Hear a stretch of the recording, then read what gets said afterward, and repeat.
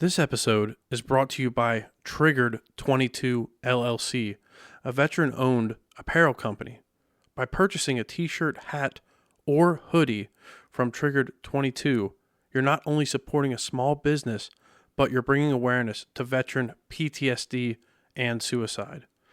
Please help save the lives of those who fought for our freedoms. Visit triggered22.com now and place your order. Let's help those suffering from invisible wounds. The firearms community is a protective factor. It's not a risk factor. Welcome to the American Grown Podcast, hosted by Austin Sullivan. The American Grown Podcast will focus on people from different walks of life and their journey to where they are now. Now, turn up your volume and settle in for a great episode. Hi, I'm Austin Sullivan. This is the American Grown Podcast, recorded inside the Colortech Creative Solutions studios. Today, we have Sarah Albrecht. She is the founder and executive director of Hold My Guns, a 501c3 nonprofit. Sarah, welcome to episode 55 of the American Grown Podcast. Thanks, Austin. Welcome. So glad you could join me. It's been a little while trying to get us scheduled in here. It has, but it's worth it. And what's really cool is that you're in Pennsylvania too. Let's get some background on yourself. Where were you born and raised? Family, as in-depth as you'd like to go. Well, let's see. Where was I born? I was born in Pennsylvania, kind of like in the mainline area towards Philadelphia. And I'm 43. I'm a mom of 5, and my kids are actually ages 22 down to 17. They grew up around firearms. I'm a range safety officer as well. And so we have had shooting sports as a big part of our lives. And I got into being a range safety officer because I realized that although there were wonderful gentlemen that were fulfilling that role at our local gun club, that there weren't a lot of ladies, and yet there were a lot of young girls who were shooting. And so with my 2 daughters shooting, I wanted to have a woman there on the line, it's like, okay, well, let's adjust, how you're holding this firearm or whatever, or if they're in a prone position on the ground. I just felt that it was more comfortable to have a woman present, if not the one helping to adjust, a stance or something like that. And that's how I got into it. And what was really cool is that we were able to just bring on, new shooters, a lot of young girls, and I really enjoyed that.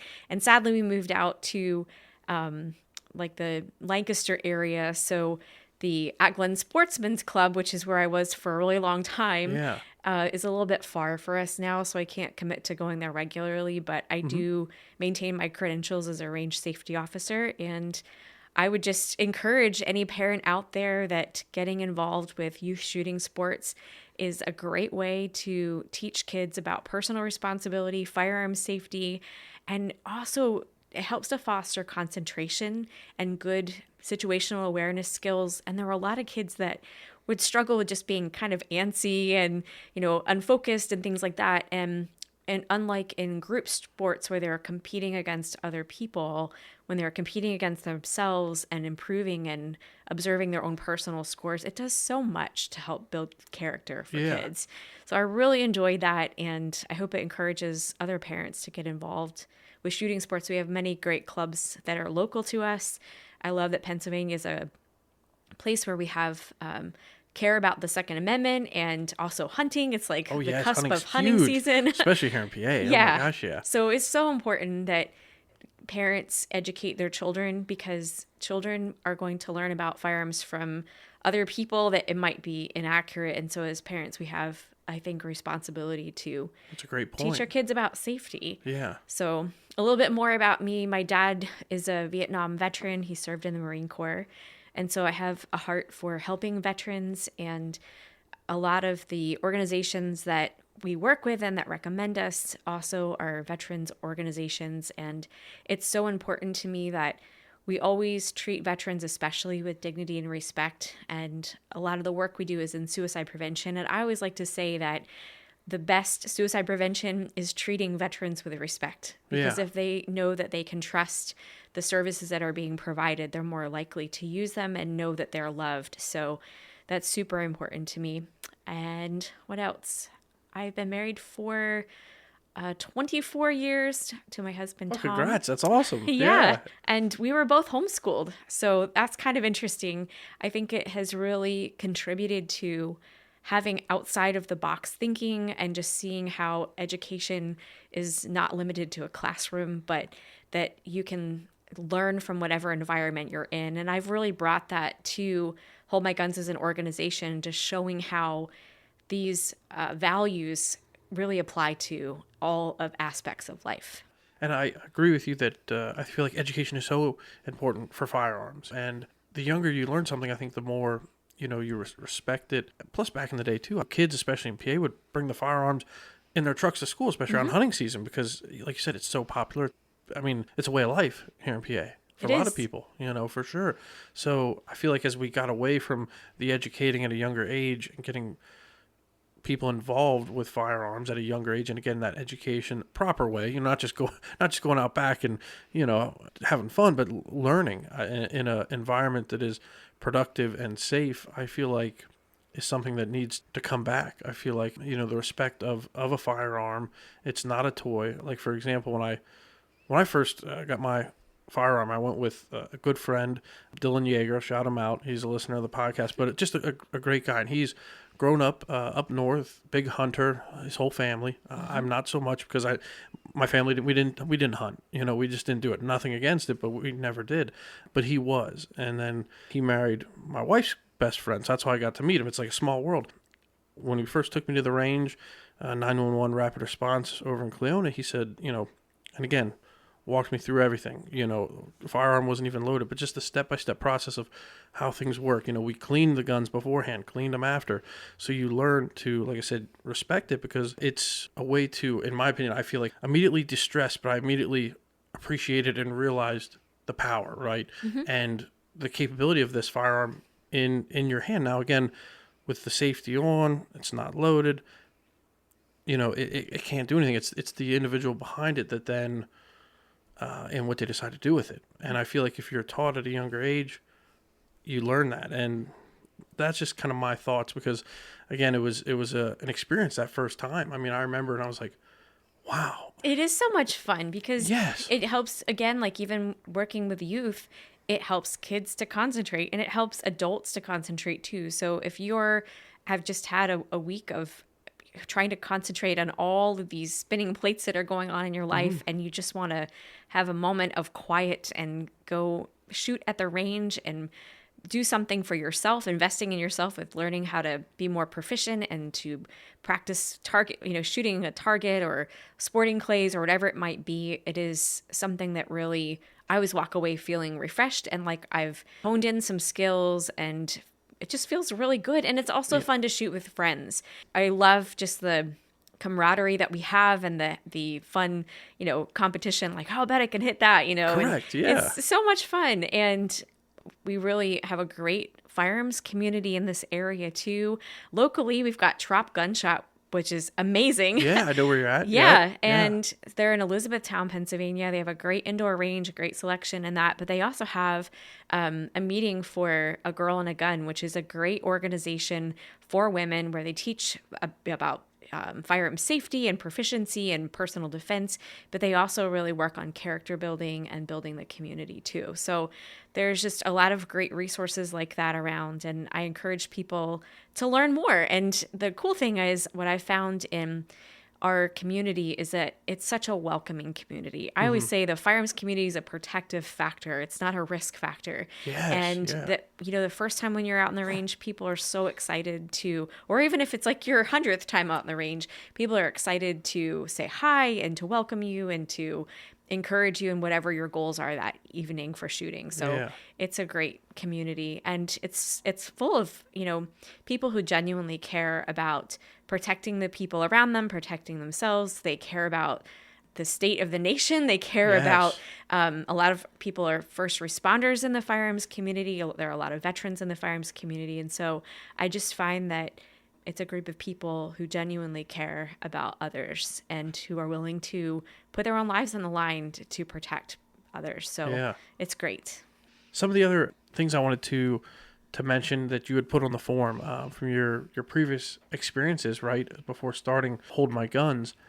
You were a doula and a childbirth educator for 11 years. Now, episode 54, It's a Small World.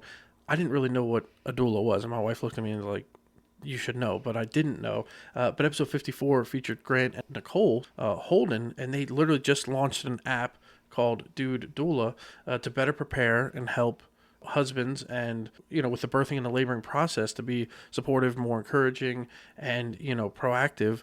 And I just was like, when I read your bio, I was like, she was an actual doula for 11 years. So what was that experience like? Well, I loved being a doula, and I still, if I have a friend that is expecting a baby, I always say, just give me a call, because if I can make it, I will. I taught childbirth education for 11 years, and I specifically taught the Bradley method, which emphasizes husband-coached childbirth. That's the name of the book that it's kind of like the thing that started it all. And there was a big shift that happened where it used to be that men were not allowed and husbands weren't allowed in the delivery room. And so it was just a very different experience than what we see today. Women were by themselves laboring without the support of their husband. And so Dr. Bradley would sneak husbands in and just say, oh, okay, well, he's just in here for a second. And then he would end, the husband or the father of that child would end up staying there for the birth. And so his whole approach changed how men were allowed in the delivery room, and he wanted them to be educated so they weren't just standing there and like, what do I do? But actually had things that they could do to help that woman feel more comfortable and to have a better birth experience. I also love that approach to childbirth emphasized having good health. It emphasized healthy eating, exercise, getting rest, learning how to relax. Yeah. And so it's something that it's not just, just sit here and let things happen to you, but it's taking an educated approach to make informed decisions. And my specialty was helping clients that had experienced sexual trauma in the past. And for those who, I don't want to gross anyone out, and so I'll be careful about what I say, but for someone that has experienced sexual trauma to go through pregnancy and childbirth and even postpartum, it can be very triggering because parts of their body that have in the past been harmed are now being utilized for this process. And so it can be a very scary thing, or it can be a very healing experience. And so my hope and my goal in helping my clients was to help them to have an experience that was a healing one, and to make sure that they had the right resources throughout the whole process so that they were empowered as a new mom and could just delight in having a baby. Oh, yeah. I really enjoyed it. And man, I've been at over 100 births, and just really, yeah, in hospitals and in birth centers and in home births. So wow, it's just really cool. You never know what to expect, but the key is if you can make informed decisions and do your best to try to stay low risk, then the outcome is so much better. Even if you have some complications that come up, the more that you're prepared ahead of time, the better you'll be able to handle them. If you could give like one or two tips for a new father or expecting father, what would be like for them to be supportive during that laboring process, during the birthing process? Like, what's a tip over your 100 plus births? What would you give as a tip? Well, I think kind of knowing yourself and your spouse to like know what your communication style would be, and going in and having an agreed upon course of action, creating a birth plan that you're both involved with really helps, because in the thick of things, you might not be able to think clearly about what decisions you want to make. So I think working together as a team before the baby arrives, before you even set foot in a delivery room, can really help to set the tone for the personal preferences.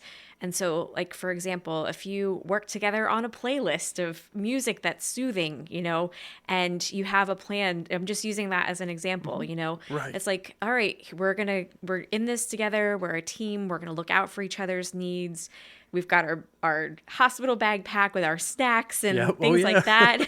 Yeah. And looking at it from a team approach really helps for the father to be more involved, which is great for bonding as well. And what I've found is that whenever that child's father is involved in the birth process, they connect with their babies so much faster than those who aren't involved. So again, it can be a healing experience and an experience where a couple can grow closer together.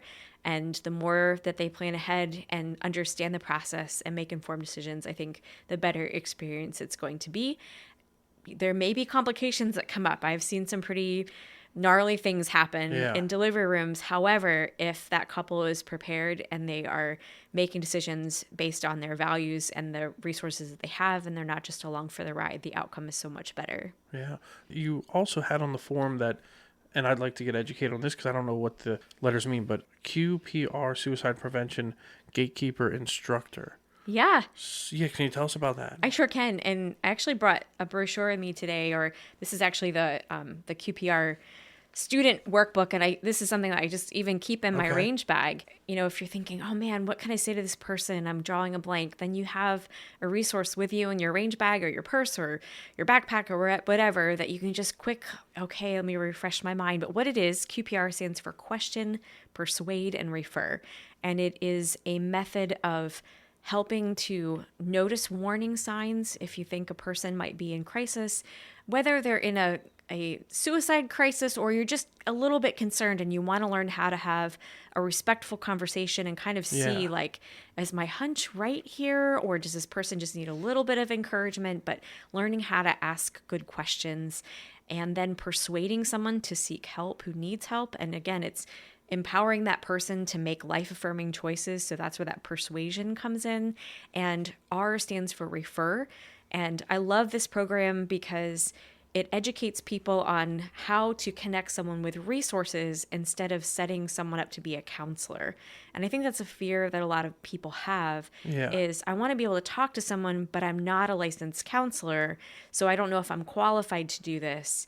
And it is a way that you can help someone to connect to appropriate resources, which is great for gun shops too. We don't want the person behind the counter to be a counselor, but we can provide training, which we do for our firearm storage partners, that if they do notice someone is a little bit off, then they can share a resource list with them and they have a little bit of training. So it's also a great tool for people who are firearms instructors or range safety officers to have this credential and add it to their list of certifications. So this is something that I teach as with Hold My Guns hosting. We do that kind of as a perk for some of our sponsorship packages, but it's also something that I teach through my personal LLC. And I'm just really passionate about making sure that I take responsibility for the people that are in my circle and to be able to learn how to talk to them in a way that's respectful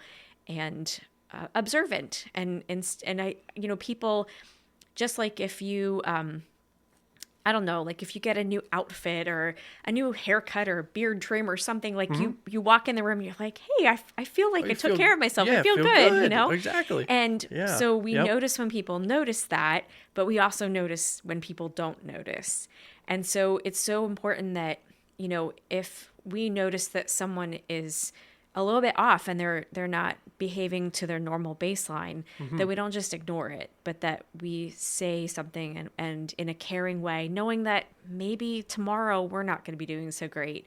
And we want our friends to be able to look out for us too. So I love teaching QPR, and I've been doing that for about 2 years now. And we've trained, I want to say, over 300 people through Hold My Guns efforts. I teach at a Girl and a Gun National Conference, and we teach at local gun clubs, and also through active self-protection with their instructor cohorts. So it's a great program, and I encourage everyone to check it out. Do you think that with your father being a Vietnam War vet, do you think that molded you or persuaded you to where you are now, your career and choice, and how you interact with people and how you train and handle yourself so professionally? Absolutely. My dad is one of the biggest influences in my life. His faith is something that really made a difference in my life. He's a very caring person, but he's also someone that is just fierce and unafraid. And, he's the guy that taught me how to shoot, but also would sing me to sleep at night. And I really appreciate him. I think that what he learned in his experience in Vietnam shaped who he was. When he got back, it was a totally different culture. When he had left, it was very just kind of like modest and conservative, and he came back to bell bottoms and platform shoes. And so he always tells a story like he couldn't even find shoes that weren't platform shoes, and so he bought some and cut off the bottoms of the bandsaw. And he was like, I'm not wearing these. Right. So I think just a little bit of his independent attitude and kind of counterculture, and then also making a choice to homeschool us as kids and teaching us to think outside the box is a huge influence. But my dad was also unemployed for many years. And so as a family growing up, I'm the oldest of 6 kids. He really taught us a lot about compassion. And, we would, for example, we would be out and about. There was a time that we didn't have a home and we were living with relatives and couch surfing for about a year. But even when we were out and about, he would always look for people who were homeless, and he would be like, all right, guys, we have some food. We're going to share some with this person over here. Or there's a mission, City Gate Mission, that's in Coatesville, Pennsylvania. And when we were kids, we used to go and sing there to the guests. And so he was always looking out for people that were in the trenches. And he taught us that we have to be compassionate to everybody. What we have is always a gift and we can share it. So I really appreciate that about my dad, and it definitely has shaped who I am today. So you would say your father is a mentor of yours? He is. Yeah. And my mom too. My mom's an artist and she's very resilient, and my dad's a woodworker. So also kind of an artist. And I just really appreciate my upbringing and their heart for making sure that we are educated, through homeschooling, raised in the church, and compassionate towards other people. Probably instilled a lot of traditional values in you and your siblings. So how did Hold My Gun start? Whose idea was it? Where'd the logo come from? Let's dive into that. Okay. Hold My Guns started out of a tragedy, actually. Like I mentioned, my kids were all in shooting sports and grew up around firearms and grew up with a respect for the preservation of rights. And in 2018, one of their friends, a teenage friend, took their own life with a firearm. And my kids came to me, as well as the kids in that friend circle, and they said, we care about the preservation of rights. We're into shooting sports. We have a respect for firearms, but our friend has died. So how can we help people who might be going through a rough time, and in a way that they can safely remove firearms for their home if they want to do that? Because there's just maybe a need for someone to have distance from lethal means. And they were talking about it kind of even in the context of like if a person is going through depression and they're cutting themselves, like we would make sure they don't have sharp objects around them. Exactly, and so the more I thought about it, I realized that the only things that were really available were like people pushing a legislative approach, which doesn't really create stigma, and it doesn't really empower people to want to seek help. I realized that not everyone has friends or family members who can help with that. And here in Pennsylvania, for example, you have to have a license to carry in order to safe keep someone's pistol, to let someone even kind of do a transfer of the pistol, like, hey, hang on to this for me, or hey, you can borrow this while we're at the range together. That person has to have a license to carry a firearm. And not everybody has friends or family members that have a license to carry. And even if they do, and even if they have a desire to be helpful, there can be a lot of stigma around that conversation. Like if you're going through personal things, it might involve your family too. So right. Yeah, it could. Really could be kind of awkward. And I realized that we needed to have a professional solution.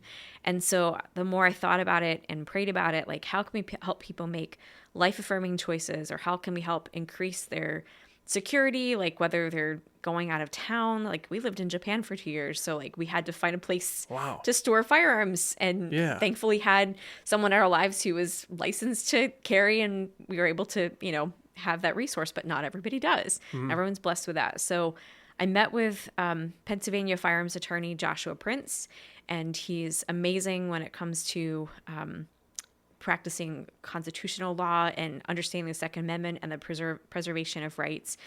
And I went to him with this idea about partnering with gun shops to provide professional voluntary firearm storage.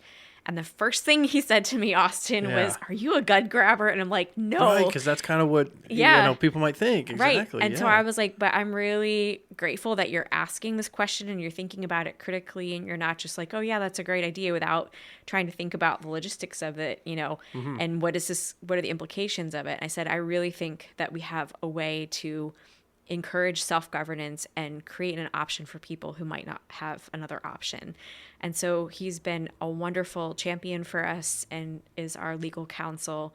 And I'm really proud of him. So shout out to Joshua Prince. Yeah. That's a pretty cool name too. It is kind of a cool name, isn't it? That is. And he's just super professional, but has just become a dear friend and, someone that shares values and cares about this mission. So we're really grateful. Yeah. So that's how Hold My Gun started. We're up to 8 locations now across the United States. Oh, wow. And we have a 9th location in Pennsylvania that should be onboarding soon, maybe even by the time this podcast comes out. So be on the lookout for that. And you can find the map of our locations at holdmyguns.org and click on the locations tab to find a location. Perfect. Now, I feel like I'd be doing a disservice if I didn't ask. 2 years in Japan, real quick. For work or family getaway? Like 2 years in Japan. For my husband's job. Okay. Yeah. Cool. He was working on a radar base there, and not in the military, but was doing like some technical support type stuff. And it was really cool. It was up in Aomori Prefecture, which is Japan had it kind of, if you think about it, like the main island kind of is like a banana shape, and Aomori Prefecture is at the very top, about as far as you can go up before the next island, which is Hokkaido. So it was really fun, very snowy. Snowy? Yeah. Oh, you're up high elevation. High. Yeah. Okay. So we had a lot of ski resorts and stuff. That's cool. And all the kids were with us. So, it was from 2008 to 2010. So really great experience. Yeah. All right. So for all the listeners, because I'm sure some of you are wondering, there we go. We found out why Sarah and her family were in Japan. Now you have a 9th location possibly opening up. Are they all in PA, all on the East Coast, or are they all throughout the country? They're spread out throughout the country. Our farthest location is in Washington State, but we're also in Wyoming and Georgia, Massachusetts, Missouri, Arizona, Pennsylvania. I feel like I'm missing a few. I'm trying to visualize the map, but they're absolutely wonderful individuals that, again, they're licensed firearms professionals. They have legit gun shops, and it's just a really cool way that they're using their resources to help people in need. It's really cool. Through Instagram is how we connected, and that's kind of what drew me in. I thought, okay, what's Hold My Guns? What is that? Is it the gun grab kind of thing? Because I want to educate myself, because you're right, there really isn't anything that I know of that is similar to what you all do. Mm-hmm. You think right away, okay, this organization might be trying to take my firearms, but no, it's trying to, securely hold them, to store them while you're in a time of crisis or in a time of doubt or time of need. Maybe you're leaving the country for some time. Like you said, luckily you had a maybe friend or family member that could hold your firearms while you're in Japan for 2 years, but a lot of people don't have that. So I feel like it's a great cause and something that is needed. I didn't look up, and maybe the number of people that own firearms throughout the country. I don't know how many people own firearms, but I want to say it's over 40% of American households have a firearm, at least one. And, it's always important, too, to look at things like, when we look at statistics, we look at, the number of suicides each year. It's about maybe 43,000. There's new numbers coming out post-COVID that I haven't memorized yet. They did increase a little bit, but the majority of firearms-related deaths are suicides, which is important to know.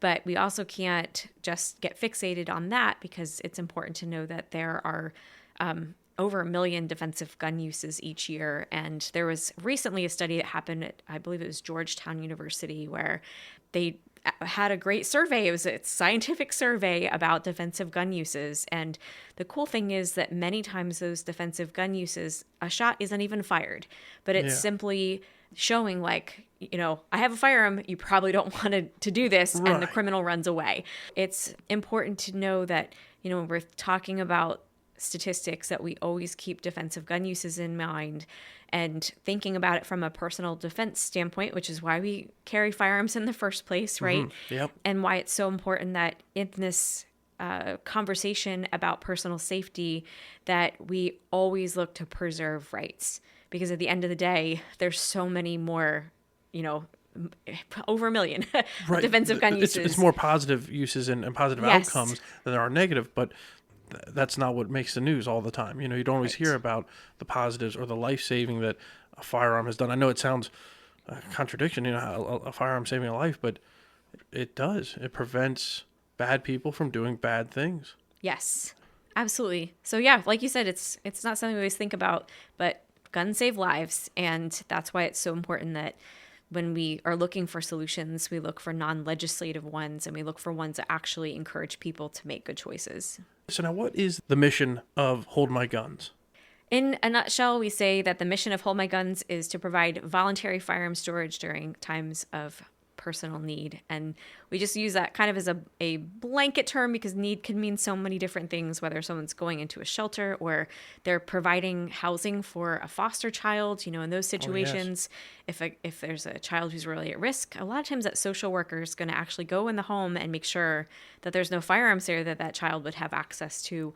People use it if they're being deployed or they're going on vacation.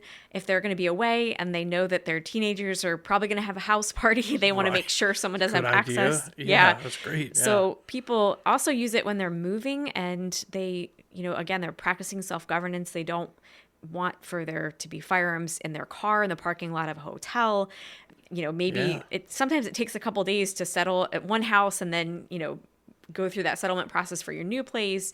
The other cool thing is, because we're partnering with FFLs, you can ship from one federal firearms licensee to another.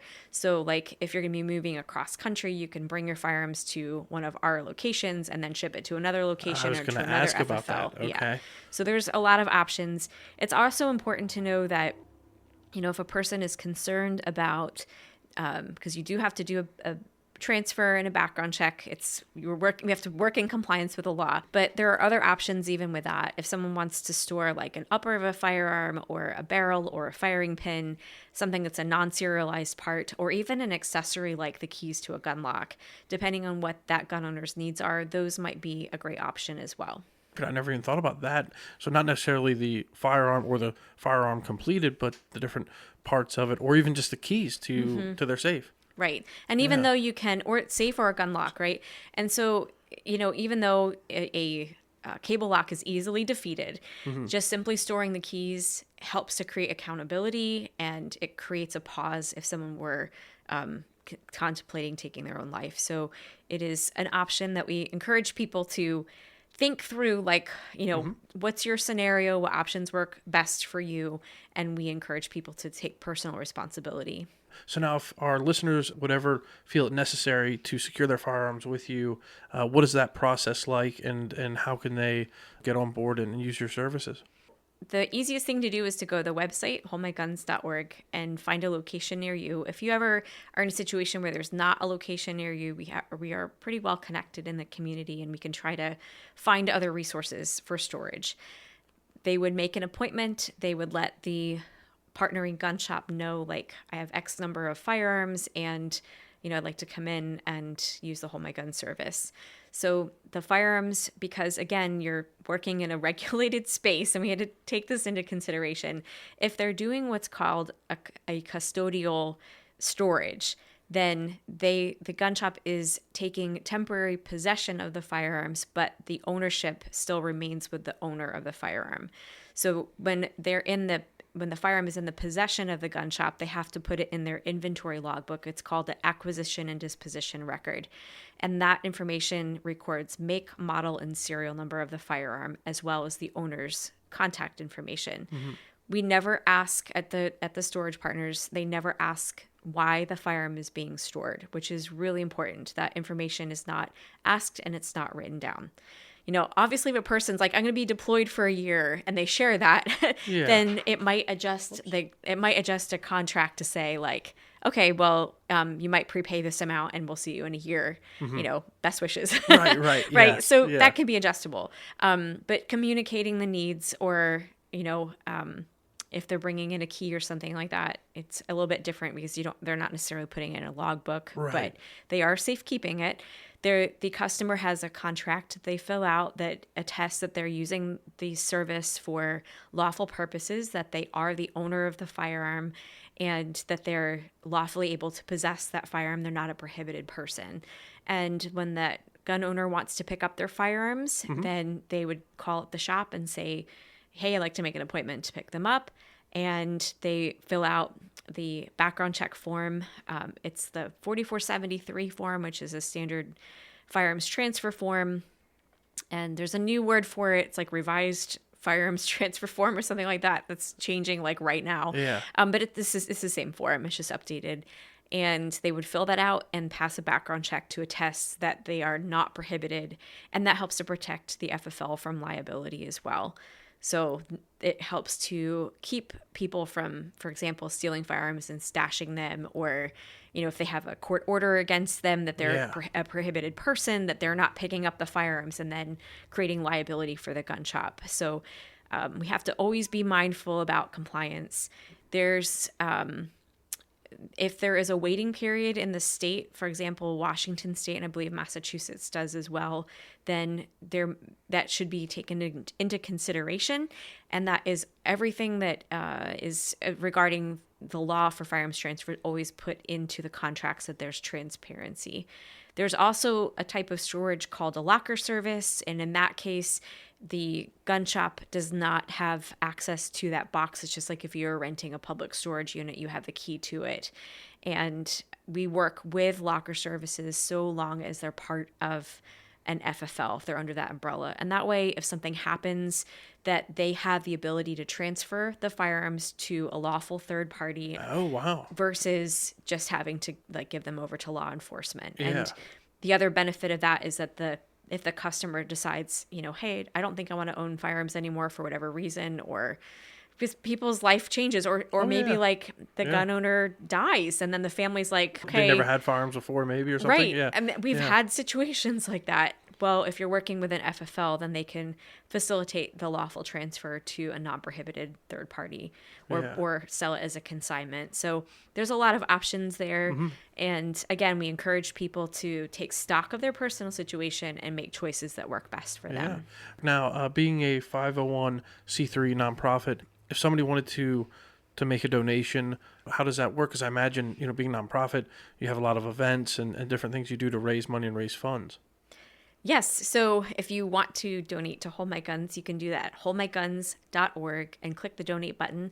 You can also go through the link in our bio, holdmyguns.org, on our social media. We're on Facebook and Twitter, Instagram, LinkedIn, Telegram. So everything. You got lots it all of ways covered. lots of ways to find us. But Yeah. if you go to that link tree in the bio, there is a spot on there to donate. And we're just really grateful because it's a way that people can take leadership to promote this option that supports gun owners. And we really see our donors as part of our community that cares. It's a way that they can help out. So, yeah.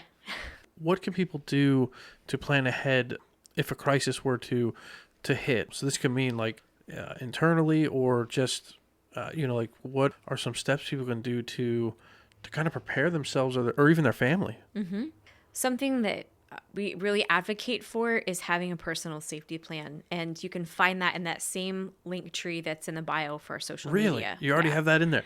We do. That's perfect. It's like you knew I was going to ask that question. Yeah. Well, I didn't, but that's really Right. cool. And it actually, the reason why we have a personal safety plan is because I was a doula for 11 years. And we, part of that role was helping people to have a birth plan and a postpartum plan. And in that postpartum plan, especially if someone had a lot of risk factors for postpartum depression, they were making sure that just like taking care of their body throughout pregnancy, that postpartum, they were staying hydrated, they were getting sleep, Yes, they had someone to come and watch the baby if they needed to take a break versus getting overwhelmed. Like all of those things were in this personal safety plan. And so what I realized was that there's a lot of focus in the firearms community on personal safety from a, what do I do if there's a bad guy in the parking lot perspective, defensive situation. But again, the majority of firearms related deaths are suicides. And so in that situation, that tells us that we have to be careful about the threats from within as well. And simple things like sleep deprivation or risk factors like losing a job or losing a loved one, someone passing away. All of these things can come into play and affect our perspective and our mental health. And what we want to do is come from a position of mental strength. And so by having a personal safety plan, we include in there, these are the trusted resources who might have. Here's my battle buddy, here's my pastor, my counselor, my preferred physician, my preferred mental health professional, and having those resources predetermined. And then also having a plan for firearms and other lethal means that gun owner is in the driver's seat and they're not along for the ride. So many times if you just show up, just like if you're having a baby and you just show up and you don't know what you want, then you're just kind of at the whim of whoever is on call. And so if someone goes into the ER, which is a good place to be if you're in a suicide crisis, right? For sure. And you say, I'm here, but I'm doing this voluntarily. Here's a list of my resources I want to involve so I can have consistency and congruency of care here. I want to make sure that my medical records are transferred. We're not doing anything that would undermine the work I've already been doing. That means that person has personal agency. And so whenever we talk about having self-governance, part of being able to do that well is to know what you want and know what your resources are and to have the tools to advocate for yourself. And if you're in a crisis, whether it's mental health or a medical crisis and you can't really advocate for yourself, if you have a personal safety plan, then you can communicate even just by showing a piece of paper that these are my wishes and you have personal agency. Now, what would you say you're most passionate about? Well, I'm a passionate person in general, like everything, I really appreciate the beauty of life. And as a mom of 5 kids, I have to say I used to be a really stoic person that was kind of selfish and I looked out for myself. And, to have more kids than hands, like right. By 5, it's, you have 2 hands, but, you learn how to really care about other people in a different way. And it brings out the nuances of life. I'll never forget when my son started talking, my son who's now 22, we were driving to my mother-in-law's house and she was babysitting him. And he's wearing a little brown corduroy hat or coat and a little red hat. And he had his little pacifier in his mouth. And it was one of those days where he had like boogers all over the place. Oh yeah, I know how that is. As little kids do. They have short little noses and they're just constantly a snot mess. And so we're like driving by this farm that I had driven by forever. And his little feet were like kicking. And I'm like, what's going on back there? And he like throws his pacifier and he's like, chocolate milk cows. Yeah. And I'm like, oh my gosh. And I was just, it did something to my heart. And I stopped the car. And in that moment, I didn't even think about I'm going to be late for work, Yeah. And I remember I was wearing a suit and I had on high heels and I got out of the car, pulled over the side of the road and my heels just like sunk in the mud. I'm like, I don't care. We're doing this. Yeah. And I just like scooped him up out of his car seat and we just stood there and looked at these cows.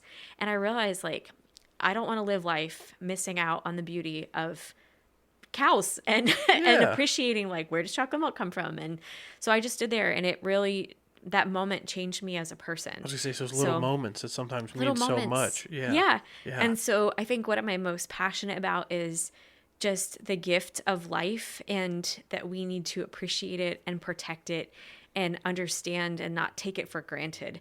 And so I think that is something that kind of is a value that governs who I am as a mom and a wife and running the nonprofit, helping people in childbirth, that I want for people to just appreciate the journey. Yeah, it's like a theme throughout your life, It is. Yeah, for sure. Now, what are the items that you brought with us today? Tell us a little bit about them. And there'll be photos up on American Grown Podcast, Facebook, and Instagram. Nice. So the first thing I brought is the QPR student handbook. And again, it's so handy. You can fit it in your pocket or your bag. It's a nice size, yeah. Yeah. So I love that. I did bring just the Hold My Guns brochure, which I'm grateful. This was Riot Marketing out of Philadelphia area that did this for us. Okay. And we wanted it to really convey the message that it was for gun owners, by gun owners, that we're not gun grabbers. Right. And so something that I'm really proud of with this brochure is that the people that are in these pictures, which are like friends of friends, that they're practicing safe handling of firearms. You'll notice that no one's fingers on a trigger. The firearms are pointed in the safe direction. People are smiling. They're using the buddy system while they're shooting.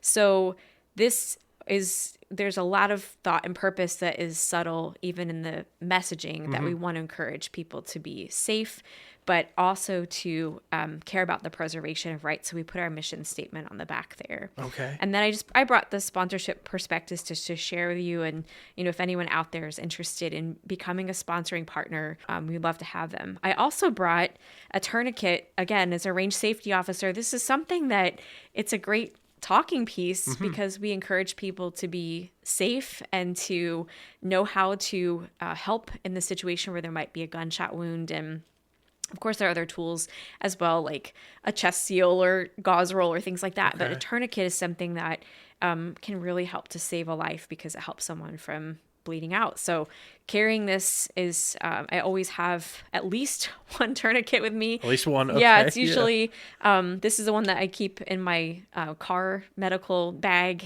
but I usually have one in my range bag as well. And, again, like just yesterday, there was a mass murder incident and involving firearms. And so it would just have been amazing if people had tourniquets, right? And even if you're not comfortable with carrying a firearm, if you carry a personal medical kit, like including a tourniquet, you can make a difference to save lives too.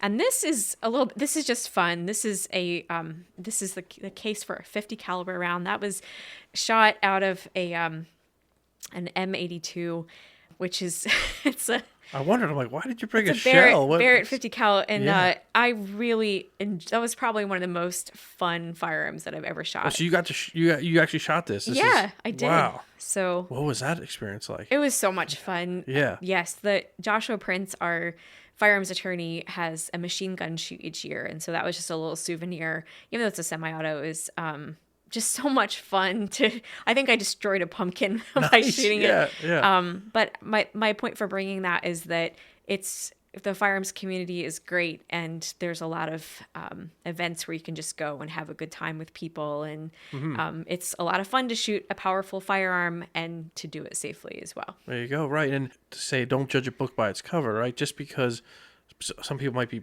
pro firearm, it doesn't mean they're gun nuts that just want to go out and gun owners are responsible, I would say almost 99% of the time. And until you've experienced that and educated yourself and got out there and went with, like you said, a buddy or somebody that has experience, you can't really be so judgmental because right. It is a great way to relieve stress, way to bond, way to meet new people, like you said, in a community that really cares and wants to protect people. Yes. So I'm glad you brought those items with you. I want to say too, because just think about, like, we're in Pennsylvania right now. My friend Tony Simon runs a great group called The Second is for Everyone, and he does like welcome nights for new shooters, and they shoot at the Heritage Guild in Pennsylvania, and then they also shoot at the Gun for Hire range in New Jersey. And so again, like it's just fun to, whether or not you've shot before, to go and to learn in a safe environment, to try out different firearms, see what fits best for your hands. I personally tend to carry Smith & Wessons because they ergonomically fit my hand pretty well. I like other things too, but that's usually my everyday carry. And it's important to note that the Second Amendment, it's preserved by the Second Amendment, but our rights are diversely exercised. So people from all walks of life carry firearms and have a right to defend themselves. And how can our listeners connect with you and follow along on your journey? Of course, holdmyguns.org is our website, and you can find us on social media, holdmyguns.org. Again, it's Instagram, Facebook, Telegram, LinkedIn. There's a lot of more, like, I'm finding that people lately are connecting more on LinkedIn.